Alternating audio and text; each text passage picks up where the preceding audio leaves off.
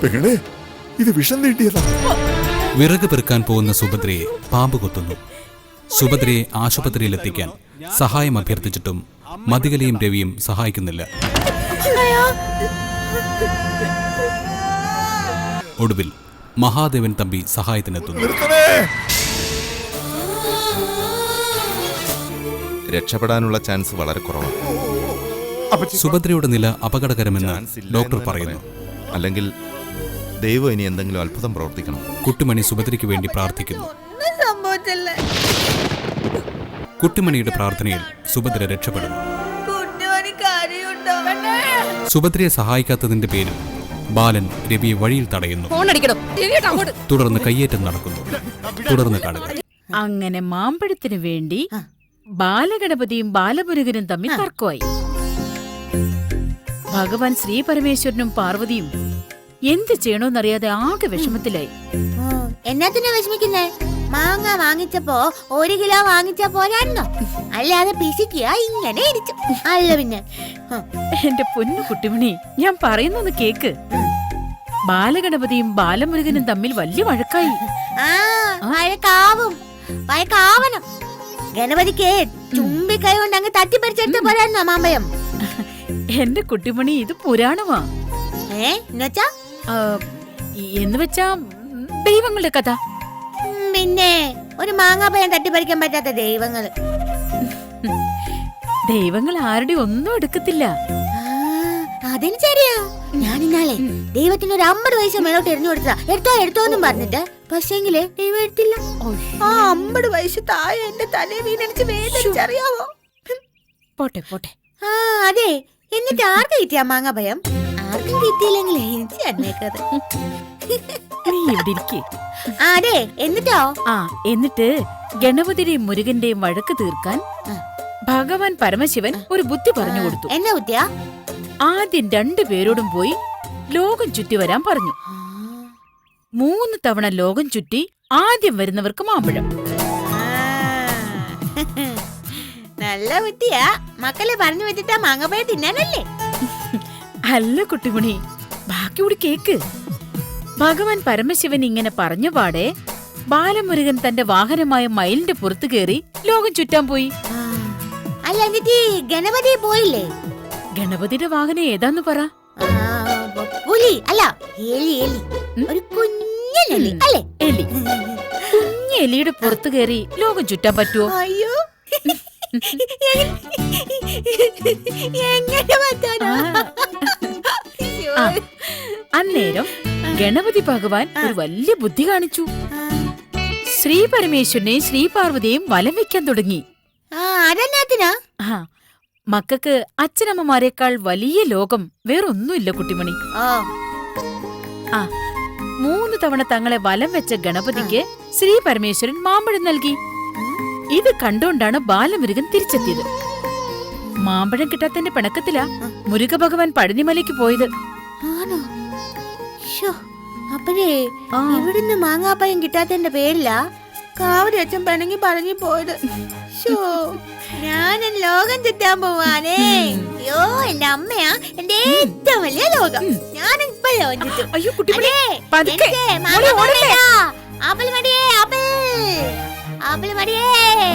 എന്റെ കുട്ടിമണി, നീ നടങ്ങിയിരിക്ക്, തല കറങ്ങും.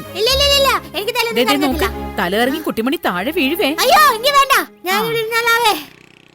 ശാരദാമേ, എന്താ? ദേ നിങ്ങളുടെ ബാലനും രവിയും റോഡിൽ കിടന്ന് തമ്മിൽ തല്ലി ചാവാൻ തുടങ്ങുന്നു. അയ്യോ ദൈവമേ! അയ്യോ പൊത്തൊന്ന് പറഞ്ഞോണ്ടിരിക്കാതെ വേഗം വാ, അല്ലെങ്കിൽ അവര് തമ്മിൽ തല്ലി ചാവും. അയ്യോ, എന്റെ പരുത്തിക്കാവിലമ്മേ, ഞാൻ എന്ത് ചെയ്യും ഇപ്പോ? ഞാൻ ചോദിച്ചതിന് നിങ്ങൾ ഉത്തരം പറ. എന്താ നിങ്ങളുടെ നാവ് മേലെണ്ണാക്കിൽ ഒട്ടിപ്പിടിച്ചു പോയോ? ഉത്തരം പറയാനായിട്ടേ ഒരു ചോദ്യം നീ ചോദിച്ചതായിട്ട് എനിക്ക് തോന്നിയില്ല.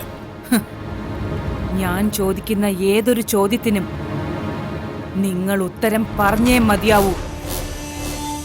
എന്തിനു വേണ്ടി നിങ്ങൾ ആ വയലോരം വീട്ടിലെ കിളവിയെ രക്ഷിക്കാൻ പോയി? ഞാൻ പിന്നെ എന്ത് വേണമായിരുന്നു?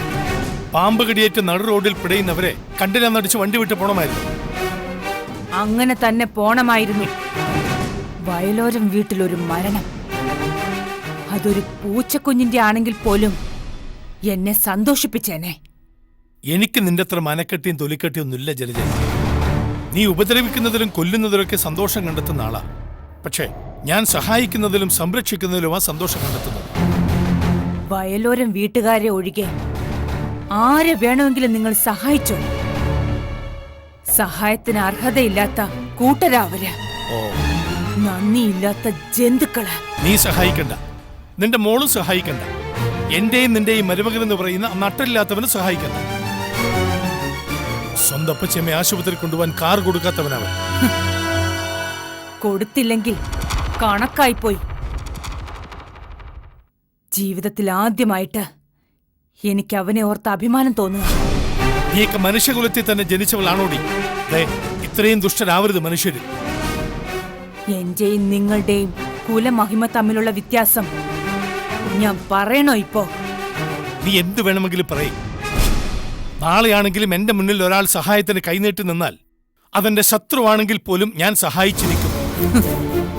ഒരു കാര്യം എനിക്ക് മനസ്സിലാവുന്നുണ്ട്, നന്നായി തന്നെ മനസ്സിലാവുന്നുണ്ട്. എന്ത്?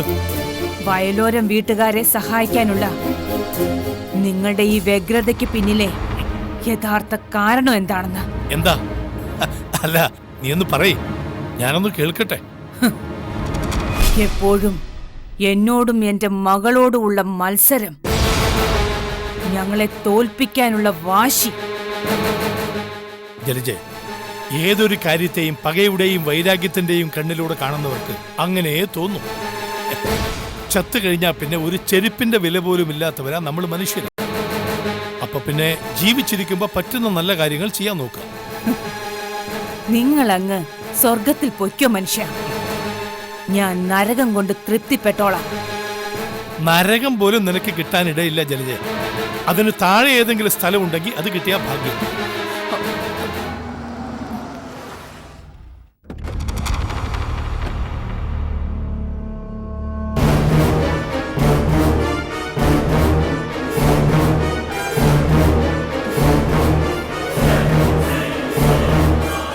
മോളെ, നിന്റെ മുഖം എന്താ വല്ലാതിരിക്കുന്നു? ഓ, രക്ഷകൻ നിപ്പുണ്ടല്ലോ ഇവിടെ. നിങ്ങൾ വേണോ ഇത് ആദ്യം കേക്ക്? നീ നിന്റെ അമ്മയെ പോലെ കാടയിലും പടർപ്പിലും തല്ലി സംസാരിക്കാതെ കാര്യം നേരിട്ട് പറയടി. പറയാൻ വേണ്ടി തന്നെ ഞാൻ നേരിട്ട് വന്നേ. വഴിയെ പോയൊരു വയ്യവേലിയെ നിങ്ങൾ കഴിഞ്ഞ ദിവസം പൊക്കിയെടുത്ത് ആശുപത്രിയിൽ കൊണ്ട് എത്തിച്ചല്ലോ. അതിന്റെ പ്രതിഫലം എനിക്കും എന്റെ ഭർത്താവിനും കിട്ടി ഇന്ന് രാവിലെ തന്നെ. എന്തു പറ്റി മോളെ? ആ ബാലൻ എന്ന് പറയുന്ന ആളില്ലേ, അയാള് ഞങ്ങളെ തടഞ്ഞു നിർത്തി ടയറിന്റെ കാറ്റഴിച്ചു വിട്ടു. ആ കിളവി ആശുപത്രി കൊണ്ടുപോവാൻ ഞങ്ങൾ കാറ് കൊടുത്തില്ലെന്നു. ആ നായ്ക്ക് അത്ര ധൈര്യമോ? നിങ്ങൾ കേട്ടില്ലേ? കാറ്റു കുത്തിവിട്ടെങ്കിൽ കണക്കായിപ്പോയി. ഒരു വാഹനത്തിന് പല ഉപയോഗങ്ങളുണ്ട്. അതിലേറ്റവും പ്രധാനപ്പെട്ടത് മറ്റൊരാളുടെ ജീവൻ രക്ഷിക്കാൻ ഉപയോഗിക്കുക എന്നതാ. അല്ലാതെ ഭാര്യയ്ക്കും ഭർത്താവിനും കൂടി ഞെളിഞ്ഞിരുന്ന് സവാരിയ മാത്രമുള്ളതല്ല. നിന്റെയൊക്കെ കാല് പിടിച്ചവർ കെഞ്ചിയതല്ലേ ആ സ്ത്രീ ഒന്ന് ആശുപത്രിയിലാക്കാൻ. മനസ്സിന്റെ ഒരു കോണ് കൊണ്ടെങ്കിലും കേട്ടോ നിങ്ങളെ കരച്ചില്? ഇല്ലല്ലോ. എന്നിട്ടിപ്പോ വലിയൊരു കാര്യം കൊണ്ട് വന്നിരിക്കുന്നു. കാറ്റ് കുത്തി വിട്ടുപോലും. ബാലൻ അത്രല്ലേ ചെയ്തുള്ളൂ. ഞാനായിരുന്നെങ്കിൽ ആ രവി എന്ന് പറയുന്നവന്റെ മുഖമടിച്ച് 4 എണ്ണം പൊട്ടിക്ക കൂടി ചെയ്തേനെ. ഇപ്പോ തല്ല് കിട്ടാത്തതിന്റെ കുറവ് നിങ്ങൾക്കാ. ഞാനൊന്ന് ഇരുന്ന് പോയപ്പോ തൊട്ട് നിങ്ങൾ വല്ലാതങ്ങ് ആള് കളിക്കുന്നുണ്ട്. എനിക്കത് മനസ്സിലാകഞ്ഞിട്ടല്ല. എന്റെ കൊച്ചിനെ വഴിയിൽ തടഞ്ഞു നിർത്തി വണ്ടിയുടെ കാറ്റ് കുത്തി വിട്ടെങ്കിൽ അതിന്റെ ബാക്കിയാണ് എനിക്കിപ്പോ അറിയേണ്ടത്. ബാക്കി എന്തറിയാൻ? അതവര് ചേട്ടന്റെ മനിയും തമ്മിലുള്ള പ്രശ്നം. വേറെ ആരും ഇതിൽ ഇടപെടേണ്ട കാര്യമില്ല. എന്നാ ആര് പറഞ്ഞു? ഞാൻ കാറിൽ ഇരിക്കുമ്പോഴല്ലേ അയാള് വണ്ടിയുടെ കാറ്റ് കുത്തി വിട്ടത്. നിനക്ക് കൊടുക്കാൻ മേലായിരുന്നോ മോളെ? അവന്റെ ആ ബാലന്റെ മോന്തക്കിട്ട് 2 എണ്ണം.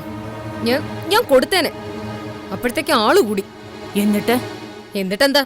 പോലീസ് വന്നു. അനിയനെയും ചേട്ടനെയും സ്റ്റേഷനിലോട്ട് കൊണ്ടുപോയിട്ടുണ്ട്. എന്തൊരു നാണക്കേടാണ് നോക്കിയ. ചേട്ടനും റോഡിൽ കിടന്ന് തല്ലുകൂടുക, പോലീസ് വരിക, കൊണ്ടുപോവുക. ഒരു വലിയ മാനക്കേടുകാരൻ നിൽക്കുന്നു.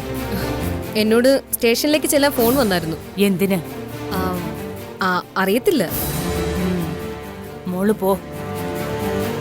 നിനക്ക് അങ്കിളിനെ വിളിച്ചു പറയാൻ മേലായിരുന്നോ? ഞാൻ വിളിച്ചിട്ട് കിട്ടിയില്ല. അമ്മ റാണിയന്റെ വിളിച്ചൊന്ന് പറഞ്ഞേരെ. അങ്കിൾ എവിടെയാണെങ്കിലും സ്റ്റേഷനിലേക്കൊന്ന് വിളിപ്പിക്കാൻ. ആ ASIക്ക് നമ്മളോടത്ര പഥ്യം പോരാ. മോള് ധൈര്യമായിട്ട് പോടി. പറ്റുമെങ്കില് അവനെ, ആ ബാലനെ സ്റ്റേഷനിൽ വെച്ച് 2 എണ്ണം കൊടുക്ക. എനിക്കാവുമായിരുന്നെങ്കിൽ ഞാൻ വന്നേനെ നിന്റെ കൂടെ. ഞാൻ വരണം നിന്റെ കൂടെ സ്റ്റേഷനിലേക്ക്. അയ്യോ വേണ്ടായേ. അവിടെ വന്നിട്ട് വയലോരം വീട്ടുകാരുടെ പക്ഷം പറയാനല്ലേ? പിന്നല്ലാതെ. ഇങ്ങേര് അവർക്കെന്തെങ്കിലും പരിക്കുണ്ടോന്ന് ഉത്കണ്ഠപ്പെട്ട ഈ വരാൻ ഒരുങ്ങുന്നത്. എന്റെ ആങ്ങള ഒരാൾ DYSP ഉള്ളപ്പോ നിങ്ങളുടെ ഒരാവശ്യവും എന്റെ കൊച്ചിനില്ല. നീ ധൈര്യമായിട്ട് പോമോളെ. അമ്മ സ്റ്റേഷനിലേക്ക് വിളിപ്പിച്ചേക്കാം. ശരി അമ്മേ.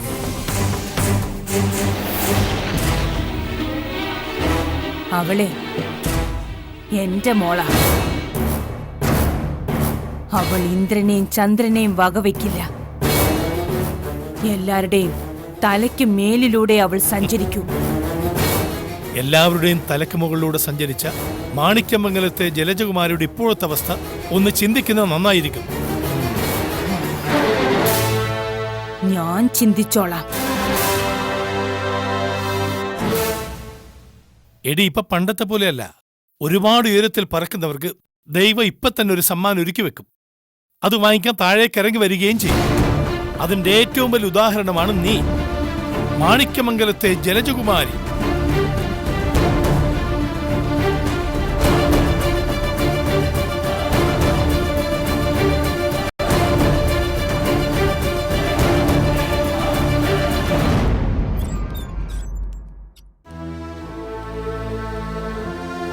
ശാരദാമ്മയെ കൂടെ വിളിപ്പിക്കണമെന്ന് ഞാൻ ഓർത്തതാ. പിന്നെ കരുതി അവരെ കൂടെ വെറുതെ പോലീസ് സ്റ്റേഷനിൽ കയറ്റി വിഷമിപ്പിക്കണ്ടെന്ന്. അച്യുതക്കുറുപ്പിനെ വഴി വെച്ച് കാണുമ്പോ അങ്ങോട്ടും ഇങ്ങോട്ടും ചിരിക്കുന്ന ഒരു പരിചയമുണ്ട്. അതുകൊണ്ടാ ഞാൻ ഇത്ര മര്യാദയ്ക്ക് സംസാരിക്കുന്നത്. ഞാനൊരു പോലീസ് ഉദ്യോഗസ്ഥനായിട്ടല്ല സംസാരിക്കുന്നത്. നിങ്ങൾ ചേട്ടനോട് അനിയനോടായിട്ട് ചോദിക്കുക. നാണമില്ലേ നിങ്ങൾക്ക്? സാർ എന്നോട് പറയുന്നത് എന്തിനാ? ഞാൻ ആരോടെങ്കിലും അങ്ങോട്ട് വഴക്കിന് പോയോ? ഇല്ലല്ലോ. മര്യാദയ്ക്ക് കാറിൽ വന്ന് എന്നെ തടഞ്ഞു നിർത്തി കാറ്റഴിച്ചു വിട്ടതല്ലേ? ബാലൻ ചെയ്തത് തെറ്റ് തന്നെയാ. പക്ഷെ ബാലൻ രവിയുടെ ഏട്ടനല്ലേ? ഞങ്ങളെ വഴിയിൽ തടഞ്ഞു നിർത്തി ഉപദ്രവിച്ച ആളിനെതിരെ കേസ് എടുക്കുന്നതിന് പകരം ഉപദേശിക്കുകയാണോ? സർ, കേസ് എടുത്തോളൂ. എന്റെ ഭർത്താവിനെ ഞാൻ ജാമ്യത്തിലെടുത്തോളാം. എന്തായാലും കൊലപാതക കുറ്റമൊന്നും അല്ലല്ലോ. നിങ്ങൾ പെണ്ണുങ്ങളൊന്നും മിണ്ടാതിരുന്നേ. ഞാൻ ഇവര് സഹോദരങ്ങളോട് സംസാരിക്കുന്നത്. പ്രശ്നം എങ്ങനെയെങ്കിലും പരിഹരിക്കാൻ നോക്കുമ്പോ രണ്ടുപേരും കൂടി എരുതിയിൽ എണ്ണ ഒഴിക്കണം. രവി, ബാലൻ അങ്ങനെ ചെയ്യാനുണ്ടായ കാര്യം ഞാൻ ചോദിച്ചു. അച്ഛൻ പെങ്ങളെ ആശുപത്രി കൊണ്ടുപോകാൻ കാറ് കൊടുക്കാത്തതിന്റെ ദേഷ്യമാണെന്നാ ബാലൻ പറഞ്ഞത്. ദേഷ്യമൊക്കെ സ്വന്തം പെണ്ണുമ്പിള്ളയുടെ അടുത്ത് കാണിക്കണം, എന്റെ അടുത്ത് കാണിക്കണ്ട. രവിയുടെ ഏട്ടനല്ലേ ബാലൻ? ചേട്ടൻ എന്തെങ്കിലും പറയാനുണ്ടെങ്കിൽ അത് വീട്ടിൽ വെച്ച് പറയണം, അല്ലാതെ നാട് റോഡിൽ വെച്ച് ഷോ കാണിക്കുകയല്ല വേണ്ടത്. കഴിഞ്ഞത് കഴിഞ്ഞു രവി. വെറുതെ നാട്ടുകാർക്ക് പറഞ്ഞിരിക്കാനുള്ള അവസരം ഉണ്ടാക്കല്ലേ. വയലോരം വീട്ടിലെ ആൾക്കാരെ കുറിച്ച് ഞാൻ ഈ നാട്ടിൽ നന്നായി അന്വേഷിച്ചിട്ടുണ്ട്. ഇത്രയും സ്നേഹത്തോടെയും ഐക്യത്തോടെയും കഴിഞ്ഞൊരു തറവാട് വേറെ ഇല്ലെന്നാ നാട്ടുകാർ പറഞ്ഞത്. ഇപ്പൊ നിങ്ങൾക്കൊക്കെ എന്താ പറ്റിയത്? ജീവിത സാഹചര്യങ്ങൾ മെച്ചപ്പെട്ടപ്പോ പരസ്പരം സ്നേഹിക്കാനും മാനിക്കാനുള്ള കഴിവ് നഷ്ടപ്പെട്ടു പോയോ? സാറിന്റെ ഗീതോപദേശം സാരോപദേശം കഴിഞ്ഞെങ്കിൽ ഞങ്ങൾക്ക് അങ്ങ് പോവായിരുന്നു. ഓ, കേസ് വേണമെങ്കിൽ ഞങ്ങൾ മുകളിൽ നിന്ന് എടുപ്പിച്ചോളാം. ചേട്ടൻ അനിയന്റെ കാറിന്റെ കാറ്റ് കുത്തിവിട്ടു എന്നുള്ള കേസേ വലുതായിട്ട് സ്റ്റാൻഡ് ചെയ്യില്ലെന്ന് ഞങ്ങൾക്കറിയാം സാറേ. പിന്നെ കേസ് വാദിച്ച് ഭർത്താവിനെ രക്ഷിക്കാൻ സുപ്രീം കോടതി ജഡ്ജിയേക്കാൾ വലിയ വക്കീലും. ബാല, രവി, നിങ്ങൾ എല്ലാവരും ഒരുമയോടെ കഴിയണം. ഒരുമയുടെ എരുമയുടെ കാര്യമൊക്കെ അവിടെ നിൽക്കട്ടെ സാറേ. എന്റെ വണ്ടിയുടെ കാറ്റുകുത്തി വിടുകയും നാട് റോഡിൽ വെച്ച് എന്റെ കോളറിന് പിടിക്കുകയും ചെയ്തത് ഞാൻ മറക്കത്തില്ല. നിങ്ങളെപ്പോലൊരു ASIക്ക് ബുദ്ധിമുട്ടൊന്നും ഉണ്ടാക്കരുതെന്നേ എന്റെ DYSP അങ്കിള് വിളിച്ച് റിക്വസ്റ്റ് ചെയ്തിരുന്നു. അങ്കിളിന്റെ മാഹാത്മ്യം മോൾ ഒത്തിരി പറഞ്ഞില്ലേ? ഇനി വേണ്ട. അധികമായാലേ അങ്കിളും വിഷവാ. ഈ കാക്കി ഊരി കഴിഞ്ഞ ഞാനും ഒരു സാധാരണ മനുഷ്യനാ, ഒരു കുടുംബനാഥന്. ഒരു കുടുംബം തമ്മിത്തല്ലി 4 വഴിക്കാകുന്നതിന്റെ വിഷമവും എനിക്കറിയാം. അതുകൊണ്ടാ ഞാൻ ഇത്രയും സ്നേഹത്തോടെ സംസാരിക്കുന്നത്. ഇനി നിങ്ങളുടെ ഇഷ്ടം. നിങ്ങൾ തമ്മി തല്ലി തല കീറുകയോ പരസ്പരം കത്തിയെടുത്ത് കുത്തിക്കീറുകയോ എന്തുവേണേ ചെയ്യും. ഇനി ഇങ്ങനൊരു കേസുമായിട്ട് വന്ന പോലീസിന്റെ പണി ചെയ്യും. ആ, ഇനിയെങ്കിലും സാർ ആ പണി അങ്ങ് ചെയ്താ മതി. ഞാനും എന്റെ ഭർത്താവും പോവാ. ഞങ്ങൾക്ക് ഇത്തിരി ഷോപ്പിങ്ങും കാര്യങ്ങളൊക്കെ ഉണ്ടായിരുന്നു. ഓ, നടക്കട്ടെ. ആ, അയ്യോ, ഇനിയും വഴിയിൽ തടഞ്ഞു നിർത്തി കാറ്റുകുത്തി വിടുവോ എന്തോ ദൈവമേ. കഥകളി കണ്ടോണ്ട് നിൽക്കാതെ വാ ഇങ്ങോട്ട്.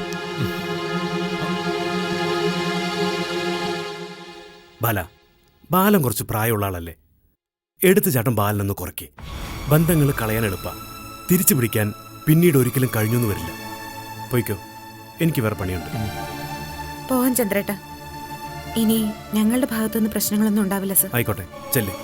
Sir, thanks. ശരി.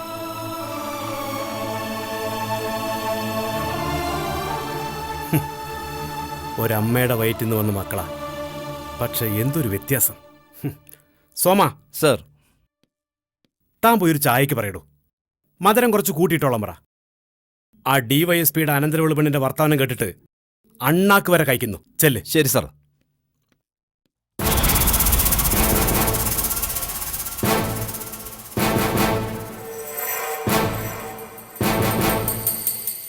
വേണ്ടാന്ന് വെച്ചിട്ടാ രവിയേട്ടൻ.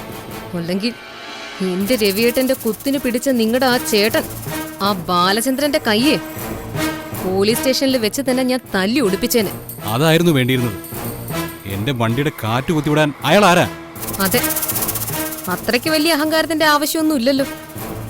വയലോരം വീട്ടിലെ ബാലചന്ദ്രൻ ആരാ? ലോക പോലീസോ? അയാൾക്ക് വേണ്ടപ്പെട്ടവരെയൊക്കെ കയറ്റിക്കൊണ്ട് നടക്കാനും ആശുപത്രി കൊണ്ടുപോകാനും ഒക്കെ സ്വന്തമായിട്ട് കാറ് വാങ്ങിച്ചൂടെ? പണക്കാരിയായ രണ്ടാം ഭാര്യ എല്ലാത്തിനും ഉണ്ടല്ലോ ഇപ്പോ. സ്വന്തം കൈ നനഞ്ഞോ മെയ് അനങ്ങിയോ പോക്കറ്റിൽ നിന്ന് കാശെടുത്തോ ഒന്നും ചെയ്യത്തില്ല. വല്ലവന്റെ പറമ്പിലെ പുല്ല് കണ്ട് പശുവിനെ വളർത്തുന്ന ജന്തുക്കള്. നാണം വേണം മനുഷ്യനായ. ഓസിന് കാര്യങ്ങൾ നടത്തി ശീലിച്ചു പോയി. എന്റെ പാവം മതി. എന്തുമാത്രം സഹായിച്ചേക്കുന്നു. വല്ല നന്ദിയുണ്ടോ? എനിക്ക് നന്ദി ഒന്നും വേണ്ടേ. ഇവറ്റകള് എന്റെ രവിയേട്ടന്റെ അടുത്ത് മെക്കിട്ട് കേറാതിരുന്നാ മതിയായിരുന്നു. രവിയേട്ടനൊരു കാര്യം ശ്രദ്ധിച്ചോ? ഞാനും രവിയേട്ടനും ഒഴികെ ആ വീട്ടിലുള്ള മറ്റെല്ലാവരും ഒറ്റക്കെട്ടാ. പോലീസ് സ്റ്റേഷനിൽ വെച്ചുള്ള സംസാരത്തിൽ എനിക്കത് വ്യക്തമായി. ഈ ലോകം മുഴുവൻ എനിക്കെതിരുന്നോട്ടെ, എന്റെ പൊന്നു മാത്രം എന്റെ കൂടെ നിന്നാ മതി. ഞാൻ എന്റെ ചെക്കന്റെ കൂടെയല്ലേ എപ്പോഴും നിൽക്കുന്നത്. എന്തായാലും രവിയേട്ടനെ കുറിച്ചുള്ള എന്റെ കാഴ്ചപ്പാടൊക്കെ മാറി കേട്ടോ. ഞാൻ കരുതിയ പോലെയൊന്നും അല്ല ചെക്കൻ. എന്നതാ പൊന്നെ, എന്നെ കുറിച്ച് പെട്ടെന്നൊരു അഭിപ്രായ മാറ്റം. ഇപ്പോ എന്നെ കുറിച്ച് എന്താ മതിയുടെ കാഴ്ചപ്പാട്? എന്റെ രവിയേട്ടൻ ആളങ്ങ് മാറിപ്പോയി. ഇപ്പോ പുലിയല്ലേ രവിയേട്ടൻ?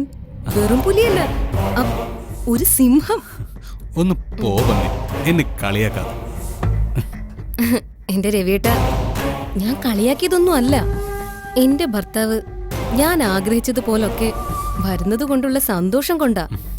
എന്റെ മതി എന്താഗ്രഹിക്കുന്നു അതുപോലെ ആകാന്നുള്ളതാ എന്റെ ലക്ഷ്യം. ഞാൻ ആഗ്രഹിക്കുന്നിടത്ത് എന്റെ രവിയേട്ടനെ ഞാൻ ഉറപ്പായും എത്തിച്ചിരിക്കും. അതെന്റെ വാശിയാ. മതിയുടെ വാശി കൊണ്ട് മാത്രമാണ് രവിയുടെ മുമ്പോട്ട് പോകുന്നത്.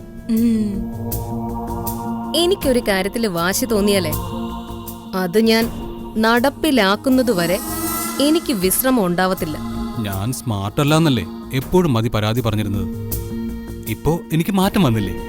ഞാനിപ്പോ കുറച്ച് ഗൗരവക്കാരനൊക്കെ ആയില്ലേ? പിന്നെ ആയോന്നോ?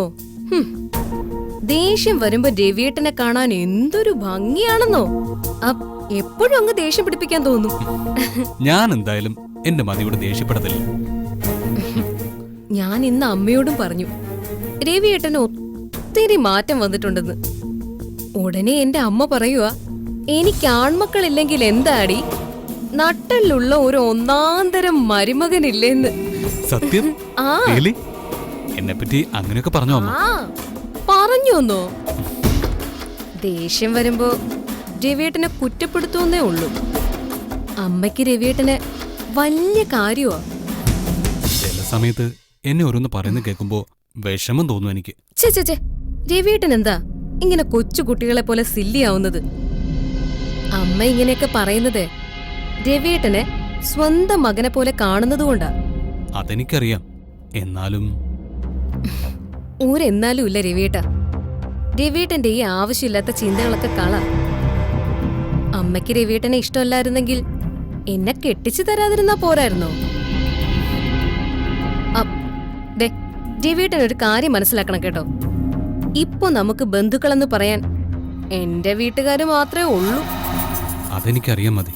ആ, രവിയേട്ടൻ ഇപ്പൊ നിൽക്കുന്നത് പോലെ അങ്ങ് ബോൾഡായിട്ട് നിന്നാ മതി.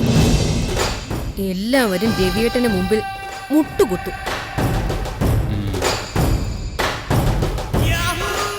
രവിയേട്ടന് ഇപ്പൊ ഈ ധൈര്യമൊക്കെ ഉണ്ടാവാനുള്ള കാരണം എന്താണെന്നറിയോ? എന്റെ മതിയുടെ സപ്പോർട്ട്. അത് മാത്രമല്ല ചെക്ക, നമ്മൾ നടത്തിയ പൂജയുടെ ഫലമാ. എന്തുമാത്രം കഷ്ടപ്പെട്ടിട്ടാ രവിയേട്ടൻ ഓരോരോ കർമ്മങ്ങൾ ചെയ്തത്. അപ്പൊ പിന്നെ ദൈവം ഫലം തരാതിരിക്കൂ?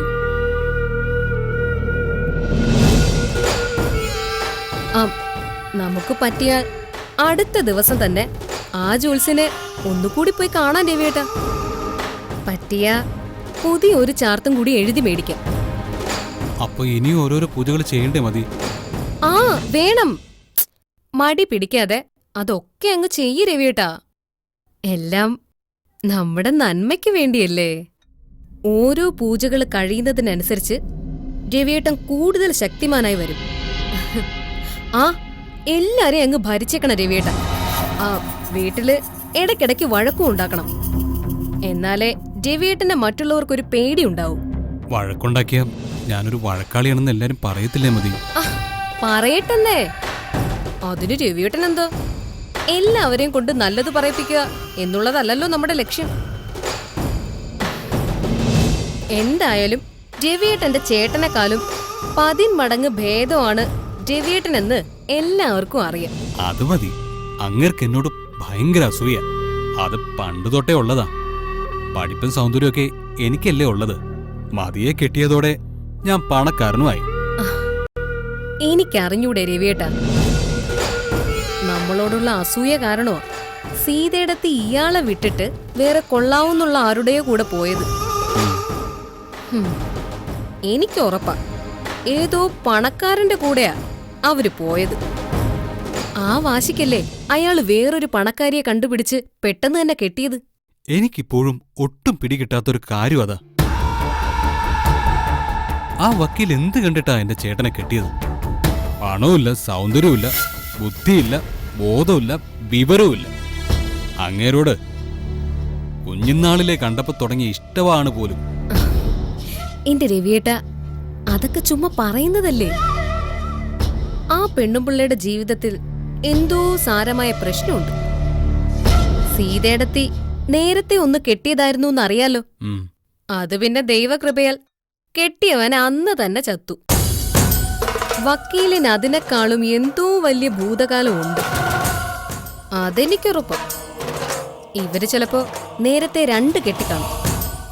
ആ വകുപ്പില് കൊച്ചുങ്ങളും കാണും. അവരതിനെ രഹസ്യമായിട്ട് എവിടെയെങ്കിലും വളർത്തുന്നു ഉണ്ടാവും. വേറൊരു ജീവിതം കിട്ടത്തില്ലെന്ന് ഉറപ്പുള്ളതുകൊണ്ടാ അവരീ തരികിട സെറ്റപ്പിനെ തെരഞ്ഞെടുത്തത്. എന്തായാലും ഞാൻ എന്റെ ഡൽഹിയിലെ കണക്ഷൻ ഉപയോഗിച്ച് നല്ല പോലെ ഒന്ന് അന്വേഷിക്കുന്നുണ്ട്.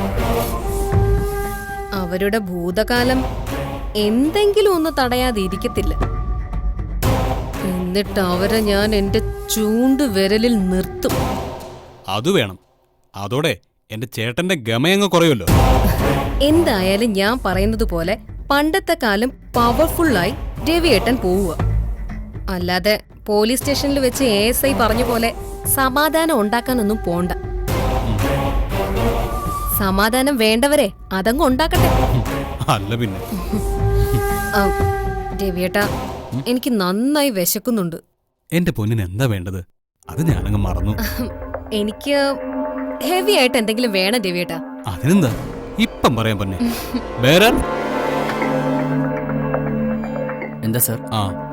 ഒരു ചിക്കൻ ഫ്രൈഡ് റൈസ്, ഒരു ചിക്കൻ മഞ്ചൂരിയൻ, ഒരു ചിക്കൻ ഫ്രൈ.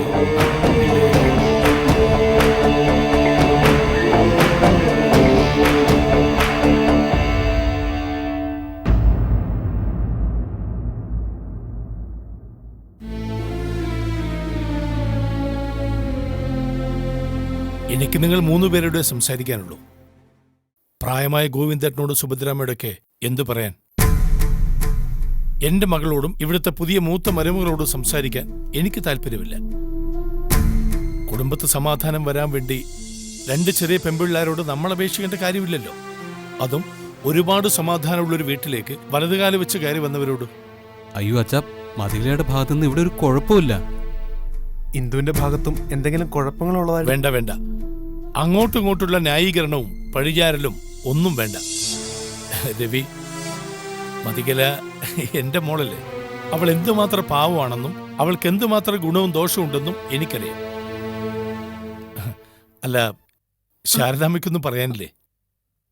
ആൺമക്കൾ രണ്ടും ഇപ്പോ നടു റോഡിലായി ഗുസ്തി. എനിക്കൊന്നും പറയാനില്ല. ഭഗവാനോട് എനിക്ക് ഒറ്റ പ്രാർത്ഥനയുള്ളൂ, എത്രയും പെട്ടെന്ന് എന്നെ മോളിലേക്ക് വിളിച്ചേക്കണേന്ന്. അങ്ങനെയൊക്കെ പറയാതെ ശാരദാമ്മ. മരിച്ചു മണ്ണിടിഞ്ഞാലും ഇവരെ ഓർത്ത് ശാരദാമ്മ ദുഃഖിച്ചുകൊണ്ടേയിരിക്കും. ശാരദാമ്മയുടെ ആത്മാവ് കരയും ഇങ്ങനെയുള്ള 2 മക്കളെ പ്രസവിച്ചതോർത്ത്. ഈ വീട്ടിലെ സ്നേഹവും സമാധാനവും കണ്ട് അസൂയപ്പെട്ടിട്ടുള്ള ആളാ ഞാൻ. ഇതുപോലൊരു വീട്ടിൽ 10 ദിവസമെങ്കിലും ജീവിക്കാൻ കഴിഞ്ഞാൽ അതൊരു ഭാഗ്യമാണെന്ന് കരുതിയിട്ടുള്ളവനാ ഞാൻ. നോക്ക്, ഇപ്പൊ നിങ്ങൾ നടുറോട്ടിൽ തമ്മിത്തല്ലി എന്ന് കേട്ടപ്പോ നിങ്ങളുടെ അമ്മയ്ക്കുണ്ടായ അതേ വിഷമം എനിക്കുണ്ടായി. അത് ഈ കുടുംബത്തോടുള്ള സ്നേഹം കൊണ്ടാണ്. കലമോളുടെ അച്ഛൻ ഇവരെ കുറ്റപ്പെടുത്തണ്ട. വന്നു കയറിയ പെൺകുട്ടികളുടെ കുഴപ്പമാണെന്ന് ഞാൻ പറയത്തുമില്ല. എല്ലാം എന്റെ വിധി, അല്ലാതെന്താ? വിധി കുറെയൊക്കെ നമുക്ക് മാറ്റിയെടുക്കാൻ പറ്റും ശാരദാമ്മേ. മറ്റുള്ളവർക്ക്, അതും മക്കൾക്കാണെങ്കിൽ കൂടി, സ്നേഹം മാത്രം കൊടുത്തോണ്ടിരുന്നാൽ അതും കുഴപ്പമാ. കിട്ടുന്നവരെ പെട്ടെന്ന് ചെടിക്കും, അത് തരുന്നവരോട് വിലയില്ലാതാവുകയും ചെയ്യും. അച്ഛനമ്മമാർക്ക് മക്കളെ സ്നേഹിക്കാനല്ലേ കഴിയൂ, അവരോട് മത്സരിക്കാൻ കഴിയില്ലല്ലോ. അതും ശരിയാ. സ്നേഹം പലപ്പോഴും ഒരു കീഴടങ്ങൽ കൂടിയായി പോകും. ഞാനീ വന്നതും പറയുന്നതൊന്നും നിങ്ങൾക്ക് ഇഷ്ടപ്പെട്ട് കാണത്തില്ല, എനിക്കറിയാം. വയലൂരും വീട്ടിലെ ആമ്പിള്ളാരെ കുറിച്ച് നാട്ടുകാരെ പറഞ്ഞ് ചിരിക്കരുതെന്നുണ്ട്, അതുകൊണ്ട് വന്നതാ. സംഭവിച്ച കാര്യങ്ങളെക്കുറിച്ച് നിങ്ങൾ തന്നെ ശാന്തമായി ചിന്തിക്കുക. ഭാര്യമാർ ജീവിത പങ്കാളികളാ എന്നുവെച്ച് അവനവന്റെ തലച്ചോറ് അവർക്ക് പണയം വെക്കരുത്. രവി ചിരിച്ചതിന്റെ അർത്ഥം എനിക്ക് മനസ്സിലായി. ഭാര്യക്ക് നട്ടല് പണയം വെച്ച താനാണോ ഉപദേശിക്കാൻ വന്നിരിക്കുന്നല്ലേ? അയ്യോ അച്ഛാ, ഞാൻ അങ്ങനെ ഒന്നും കരുതിയില്ല. കരുതിയാലും കുഴപ്പമൊന്നുമില്ല. എന്റെ ജീവിതത്തിലുണ്ടായ കീടങ്ങൾ മറ്റൊരു പുരുഷന്റെ ജീവിതത്തിൽ ഉണ്ടാവരുത് എന്നെനിക്ക് നിർബന്ധമുണ്ട്, അതുകൊണ്ട് വന്നതാ. വയലൂരും വീട്ടിൽ എന്റെ മോളെ കെട്ടിച്ചു വിട്ടപ്പോ എനിക്കൊരു വലിയ പ്രതീക്ഷ ഉണ്ടായിരുന്നു ശാരദാമ്മ. ഒരു നല്ല പെരുമാറ്റം അവൾ പഠിക്കുമെന്ന്, ബന്ധങ്ങളുടെ വില അവൾ മനസ്സിലാക്കുമെന്ന്. അവൾ പക്ഷെ ഇവിടെ ഉണ്ടായിരുന്ന നല്ല ബന്ധങ്ങൾ കൂടി ഇല്ലാതാക്കിയായിരുന്നു. അതിന് നിങ്ങളോട് മാപ്പ് പറയുകയല്ലാതെ എനിക്കെന്ത് ചെയ്യാൻ പറ്റും? പോട്ടെ.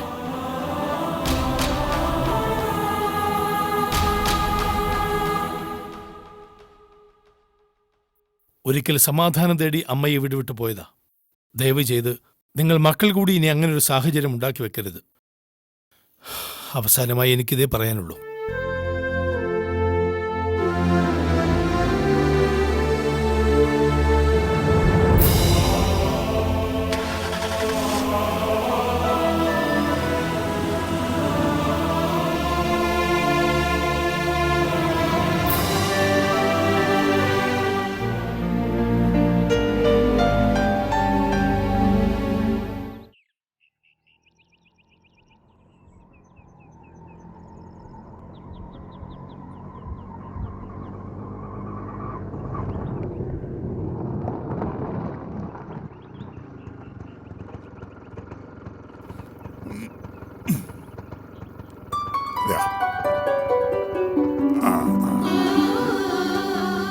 എല്ലാ ദൈവങ്ങളെയും വിളിച്ച് പ്രാർത്ഥിച്ചുകൊണ്ടിറങ്ങി.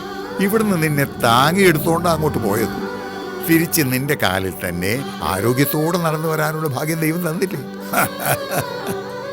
നമ്മൾ രണ്ടും കൂടെ കുറേ കാലം കൂടി ഇങ്ങനെ കൈപിടിച്ചു പോകാൻ ഭഗവാൻ തീരുമാനിച്ചു, കൽപ്പിച്ചു. അതാ സത്യം. കയറും കൊണ്ടുവന്ന കാലനങ്ങ് തിരിച്ചു പോയത് അതുകൊണ്ടാ. ഇനി നിങ്ങളായിട്ട് എന്റെ കൈവിട്ടെങ്ങും പോവാതിരുന്നാ മതി. ഇല്ല മെമ്പർമാരെ, നിന്നെ വിട്ട് ഇനി ഞാൻ എങ്ങും പോകുന്നില്ല, പോരെ? പക്ഷേ നമ്മൾ ഒന്നിച്ച് കുറെ യാത്ര ചെയ്യണം ഉടൻ. എവിടേക്കാ? കന്യാകുമാരിയിലെ സൂര്യാസ്തമയം കാണാനാണോ? അതൊക്കെ കാണാം. നിന്നെയും കൊണ്ട് കുറെ അമ്പലങ്ങളിൽ ചെല്ലാന്ന് ഞാൻ നേർച്ച നടത്തിയിട്ടുണ്ട്. അമ്പലങ്ങളിൽ മാത്രമല്ല, പള്ളികളിലും. നീ ആശുപത്രി കിടന്നപ്പോ നേർന്നതാ നിന്നെ ജീവനോട് തിരിച്ചു തന്നാൻ. നീ ആശുപത്രിയിൽ നിന്ന് വന്നാലുടൻ എല്ലായിടത്തും വന്നേക്കാന്ന്. അപ്പം നിങ്ങൾക്ക് എന്നോട് സ്നേഹമുണ്ട്. സ്നേഹവും കുന്തൊന്നും ഉണ്ടായിട്ടല്ല. പണ്ടും ഞാൻ പറഞ്ഞിട്ടില്ലേ, എനിക്ക് വഴക്കിടാൻ ആരെങ്കിലും വേണമെന്ന്. അതാ പോ മനുഷ്യ. അയ്യോ, നാത്തു വന്നോ? വാ നാത്തൂനെ. ഞാൻ വരാം. അതിനു മുമ്പ് നീ പെങ്കൊച്ചിനെ ഒന്ന് വിളിച്ചേ. മോളെ കുട്ടിമണി. കുട്ടിമണി, ദേ അപ്പച്ചമ്മ വന്നു.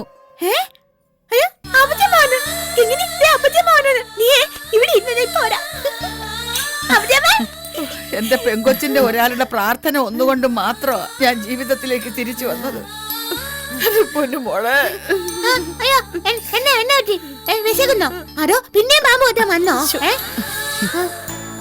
എന്റെ പെണ്ണിനെ ഞാൻ ഒരുപാട് വഴക്ക് പറഞ്ഞിട്ടുണ്ട്. ഒന്നും അറിയാത്ത കൊച്ചിനെ ഒരുപാട് സങ്കടപ്പെടുത്തിയിട്ടുണ്ട്. അപ്പച്ചമ്മോട് ക്ഷമിക്കണേടി പൊന്നു മോളെ.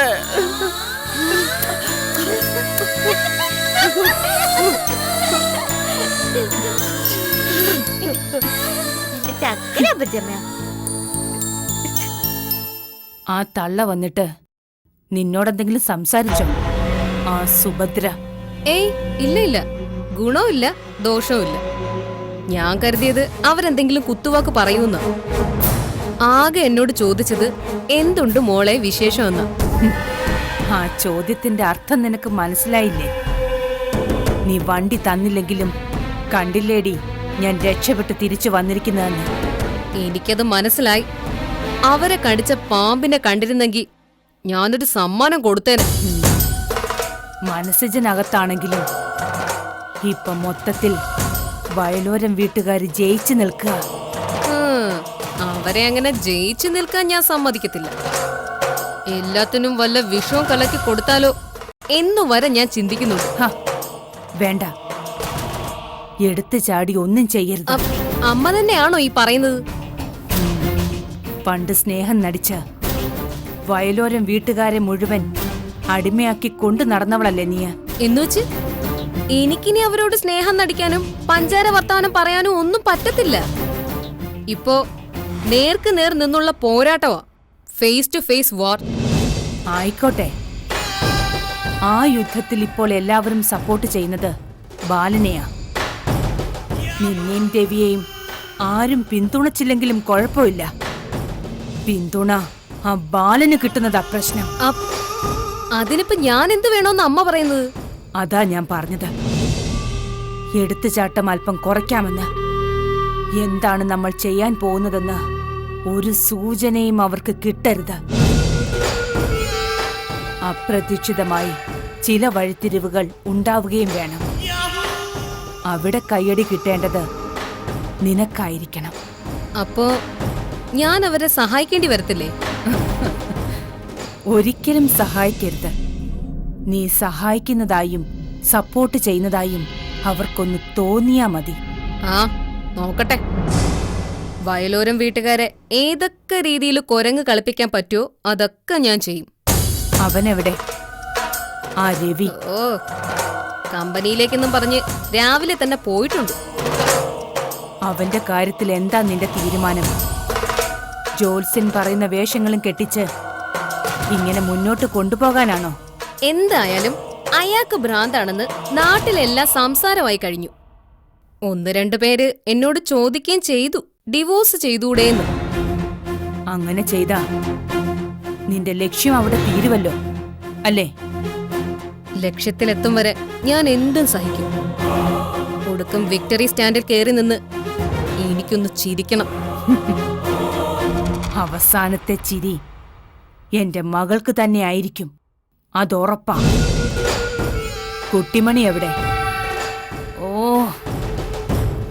ഇപ്പൊ ഗർഭമണിയാണല്ലോ.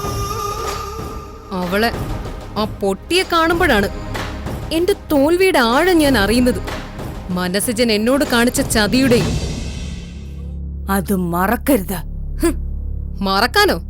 ഞാനോ? അവൻ ഉടനെ തന്നെ ഞാൻ നല്ലൊരു സമ്മാനം കൊടുക്കുന്നുണ്ട്. പിറക്കാൻ പോകുന്ന കുഞ്ഞിനെയും സ്വപ്നം കണ്ടിരിക്കുക അവൻ. ആ കുഞ്ഞ് ജനിക്കത്തില്ല, അതുറപ്പാ. അതിനു വേണ്ടിയുള്ളൊരു മരണക്കെണി ഒരിടത്ത് ഒരുങ്ങിക്കൊണ്ടിരിക്കുക. എവിടെ? അതൊക്കെ ഉണ്ട്. അമ്മ കണ്ടോ?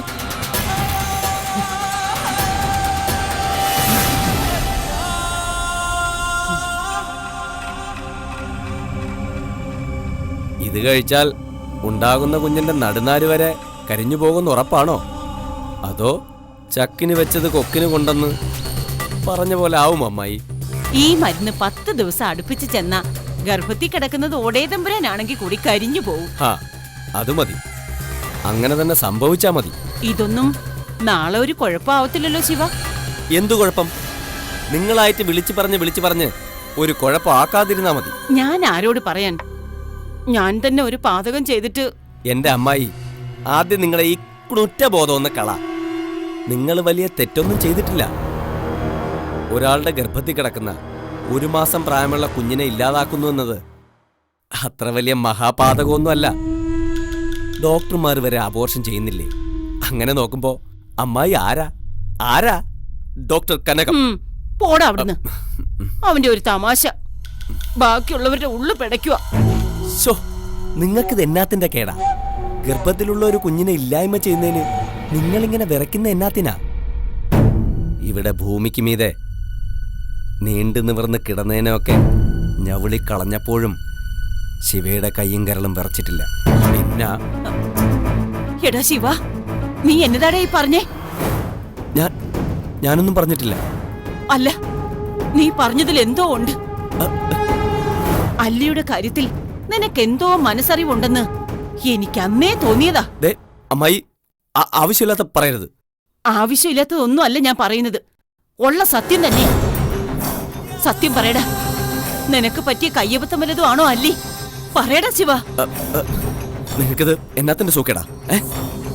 അല്ലി മരിച്ച അന്ന് ഞാൻ കടയിൽ പോയേക്കുമായിരുന്നു. തിരിച്ചു വന്നപ്പോഴാ പെണ്ണ് അനക്കമില്ലാതെ കിടക്കുന്നത് കണ്ടത്.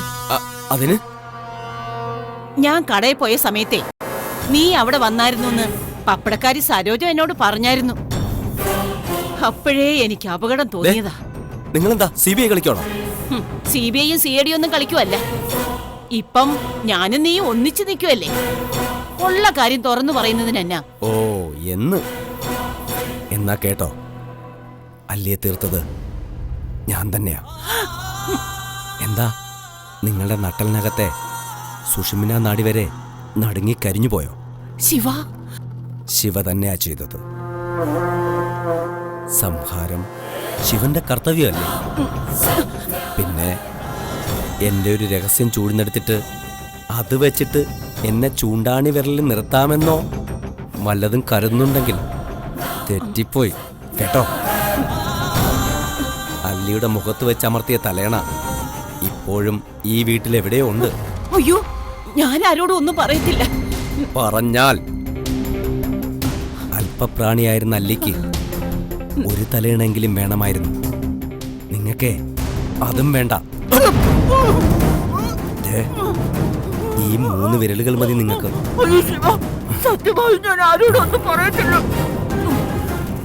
നിങ്ങൾ മോങ്ങാതെ. നിങ്ങളെ ഞാനിപ്പോ കൊല്ലാനൊന്നും പോകുന്നില്ല. ലേഹ്യം നിറയ്ക്കും, എന്നിട്ടേ ഇറങ്ങാൻ നോക്കാം.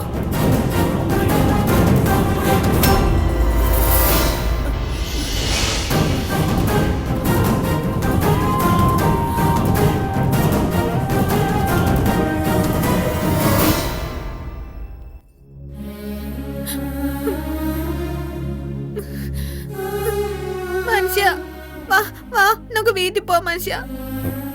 അയ്യോ കുട്ടു, മനസ്സിനിപ്പം വരാൻ പറ്റത്തില്ല. ഇവിടുന്ന് വിടണ്ടേ? അവരോട് വിടാൻ പറ. പറയാം, അവർ വിട്ടോളൂ. അതെപ്പോഴാ മനുഷ്യ? കുട്ടിമണി, ഇവിടെ നിന്ന് കരയരുത്. ഒത്തിരി പോലീസ് ഉള്ളതാ. സാരമില്ല. എന്നാലും എന്റെ കുഞ്ഞെ, നിന്നെ എനിക്കിങ്ങനെ കാണേണ്ടി വന്നല്ലോ. വയലോരം വീട്ടിൽ വന്ന് കയറിയത് കൊണ്ടല്ലേ നിനക്കും. അത് ശരി. കുട്ടിമണി കരച്ചിൽ നിർത്തിയപ്പം അമ്മ തുടങ്ങിയോ? അമ്മേ, അമ്മ കരയണ്ടമ്മേ. എനിക്കിപ്പോ അടുത്ത ആഴ്ച തന്നെ ജാമ്യം കിട്ടത്തില്ലേ? പിന്നെന്താ? സിജൻ ഒരു വക്കാലത്ത് ഒപ്പിട്ട് തരണം. ഞാനതിവിടെ ഏൽപ്പിച്ചിട്ടുണ്ട്. എന്നാ കാലത്താ പുത്തമല്ലേച്ചി? വക്കാലത്ത്. കുട്ടിമണിയുടെ മനസ്സുജനെ ജയിലിൽ നിന്ന് ഇറക്കണ്ടേ? ഈ താത്ത കൂട്ടിനോ? അതെ. സിജൻ വിഷമിക്കൊന്നും വേണ്ട കേട്ടോ. ഞങ്ങളെല്ലാം സിജന്റെ കൂടെ തന്നെയുണ്ട്. എനിക്കൊരു വിഷമമില്ല ബാലേട്ടാ.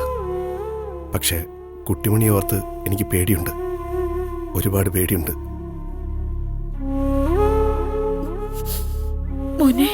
ബാലേട്ടനും ഏട്ടത്തിക്കും അമ്മയ്ക്കും ഒക്കെ അറിയാലോ, പലർക്കും കുട്ടിമണിയോട് കടുത്ത പകയാണുള്ളത്.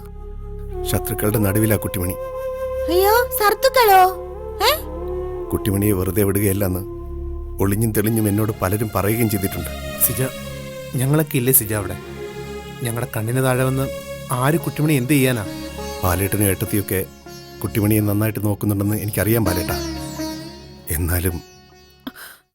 എന്നാലും പറ മോനെ.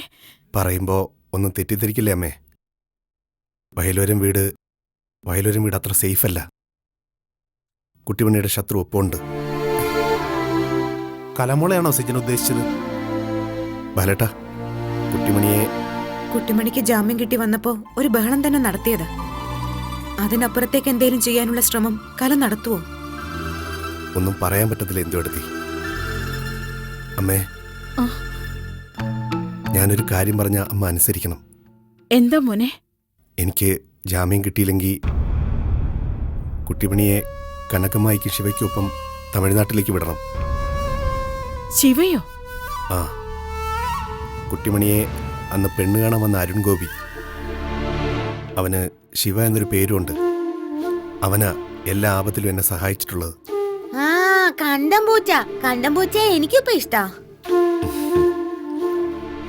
കുട്ടിമണിയെ അവരെന്റെ നാട്ടിലേക്ക് കൊണ്ടുപോയിക്കോളും. ഞാൻ വരുന്നതുവരെ കുട്ടിമണി അവിടെ നിൽക്കട്ടെ. ഒന്നും പേടിക്കണ്ട. എന്നാലും മോനെ, ദൈവത്തെ ഓർത്ത് അമ്മ ഇതനുസരിച്ചേ പറ്റൂ. ഇല്ലെങ്കിൽ ഇതിനകത്ത് കിടന്ന് ഞാൻ ഉള്ളൂരുക്കി ചത്തുപോകും അമ്മേ. അയ്യോ, മനുഷ്യൻ ചാവല്ലേ? ഞാനേ കണ്ടംപൂച്ചയുടെ കൂടെ പൊക്കോളാം. ജാമ്യം കിട്ടും സിജ. കിട്ടിയില്ലെങ്കിലത്തെ കാര്യം ഞാനീ പറഞ്ഞത്. ബാലേട്ടാ, കേട്ടല്ലോ? കേട്ടു. സിജൻ പറയുന്ന പോലെ ചെയ്തോളാം. സമയം കഴിഞ്ഞു. കുട്ടു, അമ്മേ, ബാലേട്ടാ, എടത്തി, നിങ്ങളെല്ലാരും വന്നല്ലോ. എനിക്കൊരുപാട് സന്തോഷമുണ്ട്. പൊയ്ക്കോ. ഞാൻ പോത്തില്ല. അല്ലെങ്കിൽ എന്നെ ഈ തത്ത കൂട്ടിനകത്ത് ഇടാൻ പറ. ഞാൻ പോത്തില്ല, പോവില്ല. കുട്ടു, കരയാതെ നല്ല മിടുക്കി കുട്ടിയായിട്ട് പോണം. പോകുന്ന വഴിക്ക് വല്യേട്ടൻ കുട്ടുവിനും കുഞ്ഞുമണിക്കും ഐസ്ക്രീമൊക്കെ വാങ്ങിച്ചു തരും. അതെ. അപ്പോ ഞാൻ പറഞ്ഞത് മറക്കണ്ട. എനിക്ക് ജാമ്യം കിട്ടിയില്ലെങ്കിൽ കുട്ടിമണിയെ അമ്മായിക്കും ശിവയ്ക്കും ഒപ്പം വിടണം. അത്രയ്ക്ക് പ്രശ്നമുള്ളതുകൊണ്ടാണ് ഞാൻ ഈ പറയുന്നത്. എന്നാ നിങ്ങൾ പൊയ്ക്കോ. കുട്ടിമണി, നടക്കൂ കുട്ടിമണി. പറയുന്നത് കേക്ക്.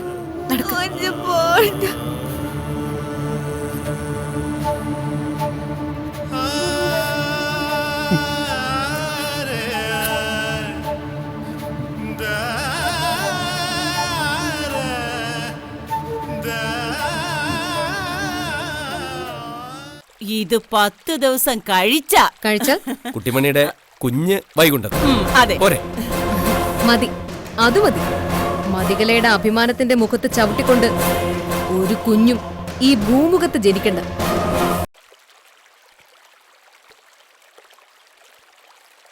കനകമ്മായി കുട്ടിമണിക്ക് പ്രത്യേക ലേഹ്യമൊക്കെ ഉണ്ടാക്കിയിട്ടുണ്ട് മതി. ഉം? അല്ല മാഡം. എന്താടാ എന്നെ പേര് വിളിക്കണമെന്ന് അത്ര നിർബന്ധമാണോ നിന്റെ നാവിന്? അയ്യോ അതല്ല, പറഞ്ഞു വന്നപ്പോ അറിയാതെ. ഇനി അറിയാതെ പോലും വരത്തില്ല. ആ നീ എന്താ പറഞ്ഞേ? ഇവര് കുട്ടിമണിക്ക് ലേഹ്യം ഉണ്ടാക്കിയെന്നു.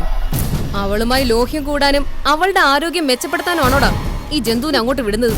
അയ്യോ മാഡം, ലേഹ്യം എന്ന് പറഞ്ഞ ലോഹ്യം കൂടാനുള്ള ലേഹ്യമൊന്നുമല്ല, മറിച്ച് മറിച്ച് പറഞ്ഞു കൊടുക്ക അമ്മായി അങ്ങോട്ട്.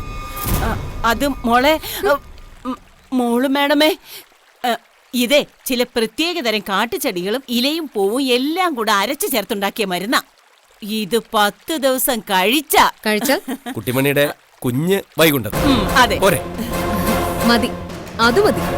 മതികലയുടെ അഭിമാനത്തിന്റെ മുഖത്ത് ചവിട്ടിക്കൊണ്ട് ഒരു കുഞ്ഞും ഈ ഭൂമുഖത്ത് ജനിക്കണ്ട.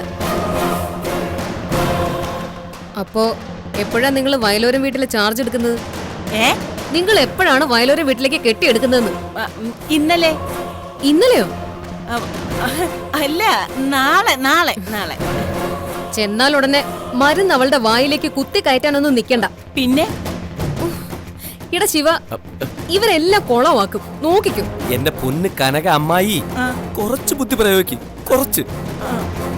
ചെന്ന പാടെ നിങ്ങൾ ചാടി കയറി മരുന്നൊന്നും കൊടുക്കണ്ട. പതുക്കെ അവരുടെ വിശ്വാസമൊക്കെ പിടിച്ചെടുത്തിട്ട് മതി. കേട്ടല്ലോ? അത്രേ ഉള്ളൂ. അപ്പോ എല്ലാം പറഞ്ഞതുപോലെ സൂക്ഷിച്ചു വേണം എല്ലാം. കേട്ടല്ലോ? കേട്ടു കേട്ടു.